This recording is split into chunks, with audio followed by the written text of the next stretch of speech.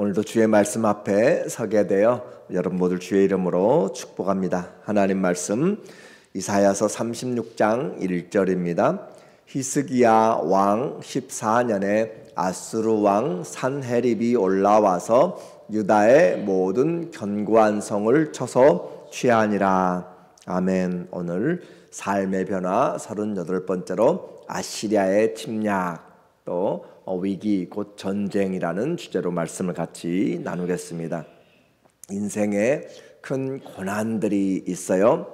크고 작은 것들 중에서 몸이 많이 아플 때 우리는 정말 힘이 드는 것이죠.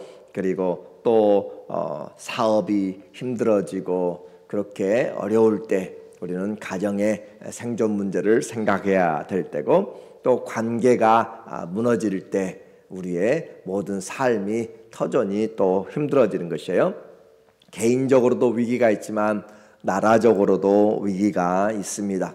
한국의 전쟁은 나라의 운명을 건 것이었고, 그리고 또 IMF는 경제적인 파탄이 된 것이었죠.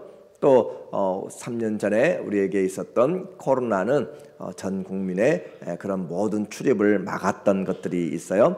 개인적으로나 또 국가적으로나 위기는 참 힘들고 어렵습니다.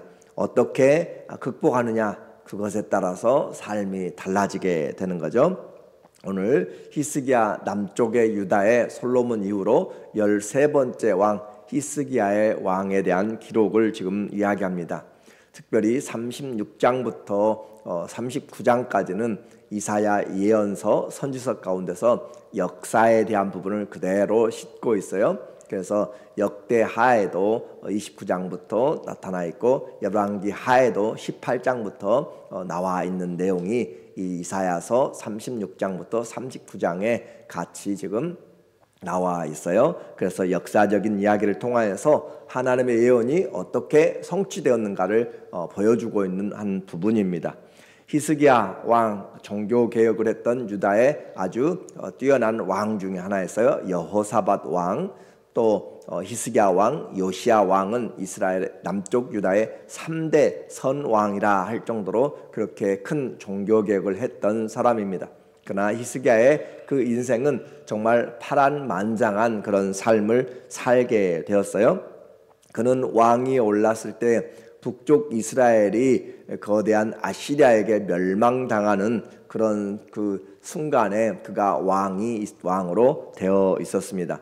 그리고 또 그가 남쪽의 유다를 통치하고 있을 때 또 그 아시리아의 공격을 받아서 전체 나라가 예루살렘만 빼고 온 나라가 적들에게 침략을 당하고 빼앗겼던 그런 시간을 살았고, 그리고 자기 자신도 병이 걸려서 죽을 위기에 처해 있었다가 하나님의 기적적인 치료하심으로 그가 생명을 15년을 연장받은 정말 파란만장한 삶을 살게 된 것을 우리에게 보여주고 있고, 또 그의 아들 므낫세는 12살의 왕이 되었는데 이스라엘에서 가장 오래 55년 동안 왕 위에 올랐다가 결국 한 일이 히스기야의 아버지의 모든 일들을 다 뒤집었고, 또 우상 숭배를 함으로써 이스라엘의 남쪽의 유다에서 가장 악한 왕 중에 하나가 되는, 그리고 이스라엘의 남쪽 유다가 멸망하는 일에 가장 근본적인 원인을 제공했던 것이 바로 히스기야의 아들 므낫세의 그 일입니다. 그러니까 그의 삶을 통하여서 우리의 인생에서 정말 어떻게 어렵고 힘든 가운데 우리는 어떻게 해야 될 것인가를 한번 돌아보게 만들어요. 시문대로 거두는 인생에서 오늘 아시리아의 침략을 다시 보게 됩니다. 1절에 보니까 히스기야 왕 14년에 아수르 왕 산헤립이 올라와서 유다의 모든 견고한 성을 쳐서 취하니라 라고 하는 이 산헤립은 아시리아의 그 왕인데 기원전 705년부터 681년에 왕으로 있었다라고 하는 기록들이 있어요. 그런데 이 히스기야의 내용들을 보면 열왕기하 18장부터 또 역대하 29장부터 오늘 본문 이사야서 36장부터 보면 이 서로 좀 상충되는 부분이 좀 연도의 문제입니다. 히스기야의 통치 연대와 또 전쟁의 연도가 좀 해결이 잘 안 되는 그런 부분으로 되어 있어요. 그래서 다소 기록이 몇 년이 차이가 나요. 그리고 또 뿐만 아니라 이 히스기야 시대 때는 왕들 여기 이스라엘의 왕만이 아니라 저 북쪽 이스라엘의 호세아 왕의 마지막 때 시간이기 때문에 그 왕의 시간이 나타나고 있고, 또 아시리아의 왕들이 나타나고 있어요. 살마네셀 왕, 또 에사라돈 왕, 그리고 사네립이라는 왕이 나타나고 있고, 또 이집트에도 다하가르라고 하는 그런 왕이 나타나고 있습니다. 그러니까 왕들이 다 나타나고 있고, 또 갈대아 바벨론의 무로닥 발라단이라고 하는 그런 왕도 나타나고 있어서 여러 역사들이 함께 있다 보니까 그 역사들의 시간들이 각각 나라마다 기록들이 있고 그것과 좀 다르게 기록되는 부분이 있어서 성경에 그 전쟁의 연도, 통치 연도가 좀 난제 가운데 있다라고 하는 것을 여러분이 이해를 하시고 오늘 내용을 들어야 될 것 같아요. 중요한 것은 이 사건은 분명하게 있었다라고 하는 것을 우리가 봐야 돼요. 지금으로서는 어느 누구도 정확하게 통치 연도를 그렇게 확인할 수가 없습니다.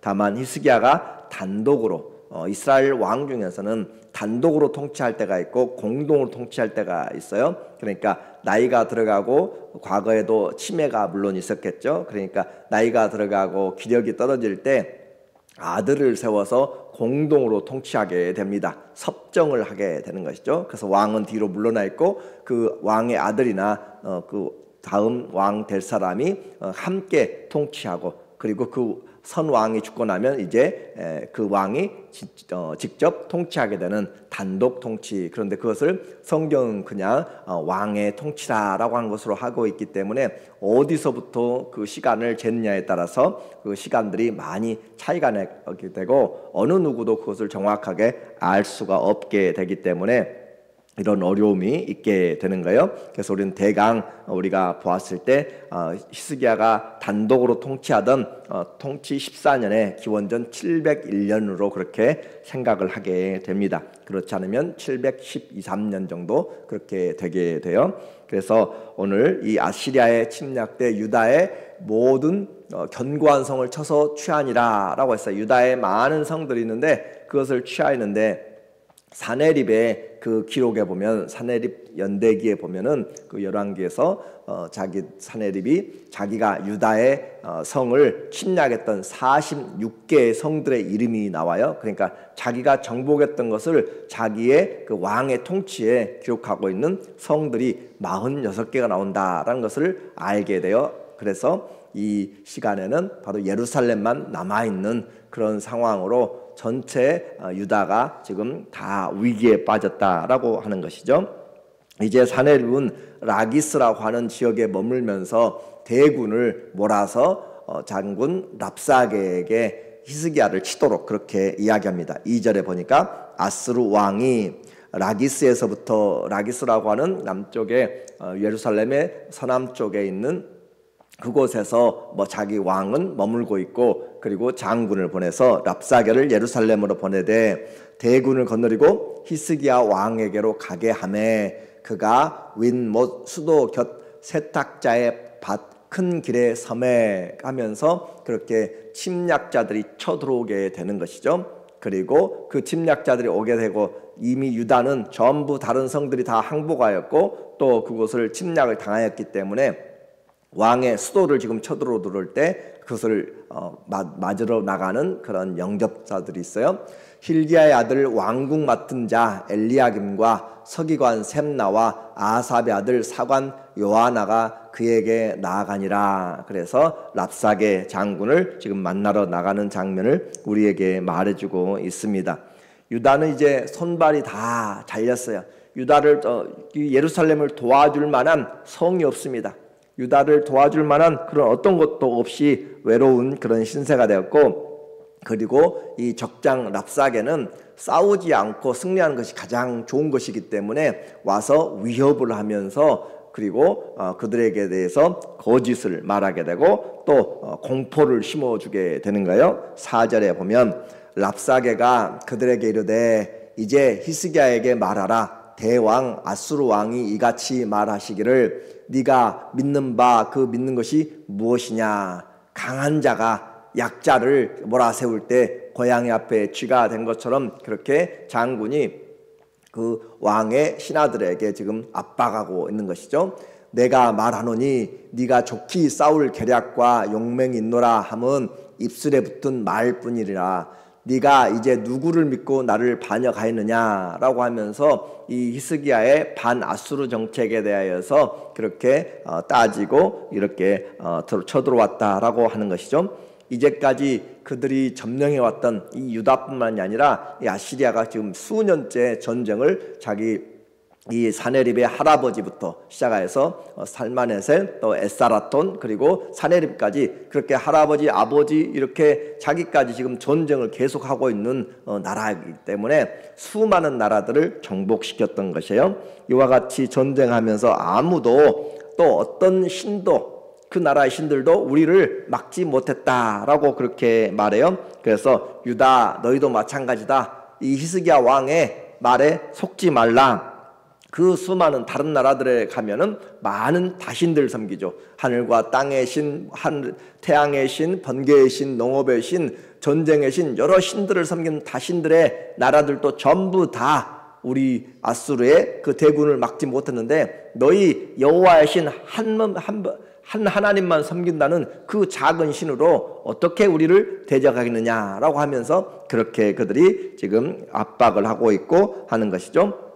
유대의 유일신을까지 모욕하게 되어 36장 7절에 보면 혹시 네가 내게 이르기를 우리는 우리 하나님 여호와를 신뢰하노라 하리라마는 그는 그의 산당과 제단을 히스기야가 제하여 버리고 히스기야가 했던 종교개혁 중에 하나가 산당에서 섬기는 그런 많은 것들을 미신 같은 것들이죠. 하나님을 섬긴다고 산당에서 섬겼습니다. 그것들 다 없애고 하나님이 모세에게 또 솔로몬에게 이야기했던 것처럼 한 성전 택하여서 그곳에서 섬기도록 그렇게 하는 거예요. 그래서 성전이 지어지고 난 다음에는 다른 산당들을 전부 지금 다 없애버렸기 때문에 그래요. 그래서 그걸 없앨 때 각 그 유대의 하나님에 대한 신앙이 올바로 있지 않고 신적인 개념이 없는 사람들은 참 다 반발하게 되는 것이죠. 그렇게 해서 예루살렘 성전에만 하나님을 섬기라 라고 하는 것에 대해서 불만 있는 자들을 지금 다시 종교적으로 이렇게 일으켜 세우고 있는 것이고, 그래서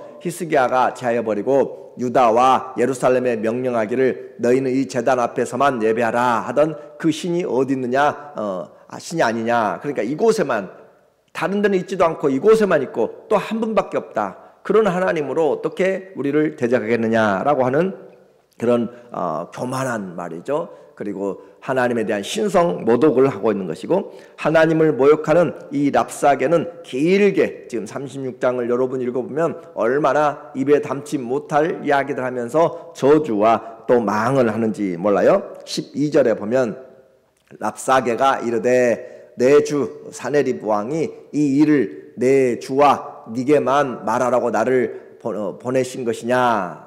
이 유다의 방언으로 말하지 말고 우리에게 아시리아의 말로 이야기하라 라고 사신들이 이야기하니까 랍사게가 더 크게 방송을 지금 하고 있는 것이에요. 떠들면서 너희와 함께 자기의 대변을 먹으며 자기의 소변을 마실 성 위에 앉은 사람들에게도 하라고 보내신 것이 아니냐 하면서 전체가 들을 수 있도록 그렇게 커다랗게 이야기하면서 히스기야 왕에 대해서, 그리고 그 아수르 대군의 큰 힘에 대하여서 또 신들에 대하여서 자기들의 치적을 이야기하고, 너희들은 우리가 말들을 주어도 공짜로 주어도 너희들은 탈만한 용사들이 없다라고 할 정도로 그렇게 무시를 하게 되는 거예요. 우리는 이와 같이 어려움에 처하게 될 때 정말 대답할 말도 없고 아무것도 할 수가 없을 게 있습니다. 히스기야 왕이 무슨 말을 할지라도 너희 믿지 말라라고 그렇게 하면서 내분을 조장하는 것이고 안에서 서로 다투도록 그렇게 하는 것이에요. 그렇게 해서 승리하려고 하는 것이죠. 어느 왕도 어느 신도 아수르 왕 앞에서 승리한 적이 없다. 그래서 18절에 보니까 혹시, 이것은 이미 이야기했는데 다시 지금 이야기를 하고 있는 거예요. 혹시 히스기야가 너희에게 이르기를 여호와께서 우리를 건지시리라 할지라도 속지 말라. 그 이야기들은 계속 이제 해왔겠죠. 우리는 믿음으로 이겨야 됩니다 라는 것들을 들어왔고, 그런데도 불구하고 다시 지금 이 랍사게는 반복하여서 그런 헛된 믿음 갖지 말라라고 하는 것으로 이야기를 해요. 그래서 열국의 신들 중에 자기 땅을 아수르 왕의 손에서 건진 자가 있느냐? 전쟁은 신들의 전쟁이라고 이야기합니다. 그 나라 어느 나라의 신이 더 큰가라고 이야기해요. 이 시대에도 사람들이 이야기하는 거죠. 예수 그리스도를 믿으면서 일을 하고 또 그렇게 유별나게 신앙생활하고 하는 사람들, 예수 믿더니 잘 됐다라고 그렇게 그 사람들의 실패나 그 사람들의 병 걸리거나 어려움을 당하게 될 때, 그래 예수님이 어디 있어, 너희가 믿는 신이 어디 있어 라고 그렇게 조롱하게 되는 것처럼, 우리는 어떻게 보면은 이 세상에 살면서 신과 우상들의 사이에서 살고 있는 것과 같은 것이에요. 말로는 그렇게 하지 않지만 그러나 어려움이 당했을 때 저 사람이 믿는 신이 무엇인가 라고 하는 것을 그렇게 대변해서 생각하는 거죠. 그래서 하맛과 아르밧의 신들이 지금 어디 있느냐 그 말이에요. 그 나라들이 다 망했다. 스발와임의 신들이 어디 있느냐, 그들이 사마리아를 내 손에서 건져냈느냐라고 하면서 여러 신들, 자기들이 정복했던 나라들과 그 신들을 모멸하면서 그렇게 이야기해요. 그래서 절대적인 항복만이 너희가 살 길이다 라고 장군이 와서 지금 이야기를 하는 것이죠. 이와 같은 일에 대하여서 유다는 이제 예루살렘만 남아있고 도움들이 다 끊어져 있고 정말 바람 앞에 그런 촛불 같은 상황에서 유다의 반응은 21절에 그러나 그들이 잠잠하여 한 말도 대답하지 아니하였으니 이는 왕이 그들에게 명령하여 대답하지 말라 하였음이었더라. 왕이 아무 말도 대꾸하지 말라라고 함으로써 침묵 중에 들려오는 그런 공포 또 위협, 그런 소리만 듣고 있는 것이죠. 원수들의 신성 모독과 폭압 앞에서 아무런 대꾸도 할 수 없는 유다의 왕과 백성과 신하들, 이것이 하나님 앞에서 그들이 지금 당하고 있는 것이에요. 랍사게 횡포에 대해서 세상의 권력과 또 힘의 논리죠. 힘 있는 자가 몰아붙일 때 우리의 신앙이 얼마나 무너져가고 또 모욕을 당하는지 몰라요. 사절단으로 나갔던 자들이 돌아와서 히스기야 왕에게 이야기할 때 자기들의 옷을 찢으면서 오만방자한 랍사게 이야기를 합니다. 36장 22절에 이제 돌아왔어요. 사절단이. 그때 힐기야의 아들 왕궁 맡은 자 엘리야김과 서기관 셈나와 아삽의 아들 사관 요아가 자기 옷을 찢고 자기들의 그런 회개와 또 절망적인 상황을 이야기하는 거죠. 옷을 찢고 히스기야에게 나아가서 랍사게의 말을 그에게 전하니라. 그래서 우리는 지금 이 랍사게는 지금 아수르 왕의 신하로서 아수르 왕의 대연을 지금 하고 있는 것이잖아요. 오늘 우리는 이 시대에 살면서 우리의 말이 누구의 말을 대언할 것인가 라고 하는 것을 계속적으로 이야기해요. 에스겔에게도 하나님의 말씀이 임하여서 하나님을 대신하여서 전하는 것이고, 오늘 우리는 하나님이 우리 하나님인데 그 하나님의 말에 이렇게 세상의 장군도 자기의 왕의 말을 가지고 담당하게 그렇게 이야기하는데, 오늘 만왕의 왕 만주의 주를 섬기고 있는 우리는 세상을 향하여서 얼마나 위축되고 얼마나 강하고 담대한 신앙으로 가서 선포하고 또 우리가 믿고 있는가 라고 하는 것을 볼 때 우리의 신앙의 적용점을 한번 생각해 볼 수 있습니다. 사람은 자존심으로 살아가는 거예요. 못 먹어도 자존심이 얼마나 있는지 몰라요. 철저히 자신이 무너지고 할 때 살아갈 의욕을 없습니다. 전쟁의 비굴함, 그리고 그 비굴함은 자기만이 아니라 자기 가족, 아내, 딸, 또 모든 백성들 전부 다 포로로 또 죽임당하고 다 끌려가게 되는 그런 치욕적인 것이에요. 이와 같은 상황에서 어떻게 할 것인가? 무능력 앞에, 그 강대한 나라 앞에서 무능력한 이 상황, 마치 거대한 골리앗 앞에 선 인생 같습니다. 우리에게 적용해 볼 수 있는 것은 랍사게의 말에 분명한 우리의 책망이 있습니다. 이 유다의 불신앙이었죠.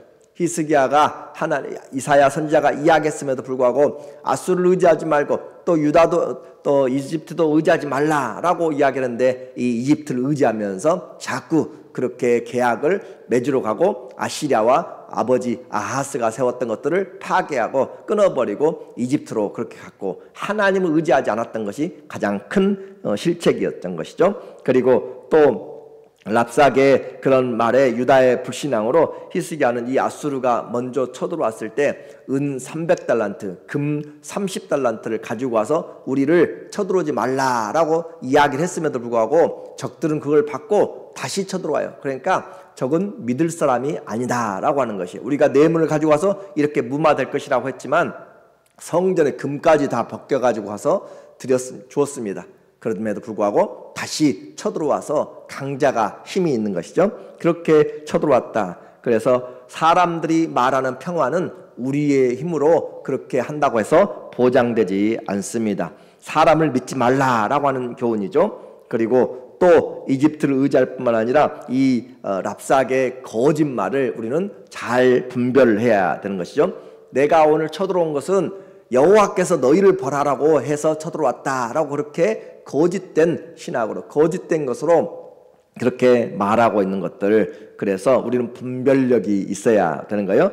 유다를 멸망시킨 것이 하나님의 뜻으로 그렇게 심리학의 거짓된 합법화로 나올 때 오늘 우리는 잘 기억해야 됩니다. 아무런 대적할 힘이 없을 때 하나님 앞에서 우리의 삶이, 이 히스기야는 이제 이 모든 것을 가지고 하나님의 성전으로 올라가게 돼요. 그러나 위기의 때도 하나님을 믿고 기도하러 나가는 교묘한 심리전, 또 악한 말과 공포와 허위와 모욕의 사건들이 우리가 주님을 올바로 섬기지 못할 때 이와 같이 다가오게 됩니다. 원수 갚는 것이 하나님이기 때문에 우리는 하나님께 나가서 우리의 형편을 아뢰고, 그래서 살피시는 주님을 바라볼 때 환난 날에 내게 나아오라. 그리고 환난의 때 하나님 우리의 피난처가 되시고 힘이 되시고 돕는 큰 능력이 되시기 때문에 어려움을 당할 때 우리의 자신들을 회개하면서 다시 하나님께로 나가는 그 길만이 우리에게 회복의 길이고 다시 승리하는 길이 됩니다. 성도가 누구의 말을 가지고 오늘 살아갈 것인가? 우리는 세상 사람들의 말, 의사의 말, 또 세상 전문가의 말도 참조할 수 있지만, 그러나 하나님의 말씀이 오늘 우리에게 들려져서 주의 말씀이 영이요 생명이 되므로 오늘도 일어나고 주의 말씀을 대언하는 그런 하나님의 성도들 승리하기를 예수님의 이름으로 축원합니다. 아멘. 하나님 아버지, 세상의 장군도 왕의 명령을 가지고 그렇게 당당하게 나가는데, 만왕의 왕, 만주의 주님의 말씀을 받은 우리가 세상을 향하여서 어떻게 살아가야 될지 믿음으로 살게 하시고, 주의 명령이 내게 영생인 줄 알아서 그의 말씀을 가지고 승리할 수 있도록 주님 우리에게 담대한 믿음을 허락하여 주시옵소서. 예수님의 이름으로 기도합니다. 아멘. 다 같이 간절히 기도합니다.